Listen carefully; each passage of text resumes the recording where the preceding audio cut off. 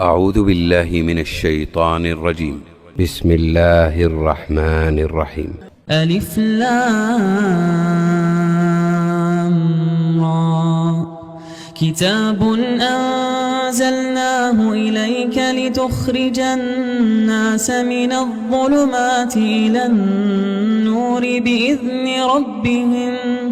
بإذن ربهم إلى صراط العزيز الحميد الذي له ما في السماوات وما في الأرض وويل للكافرين من عذاب شديد الذين يستحبون الحياة الدنيا على الآخرة ويصدون عن سبيل الله ويبغونها عوجا أولئك في ضلال بعيد.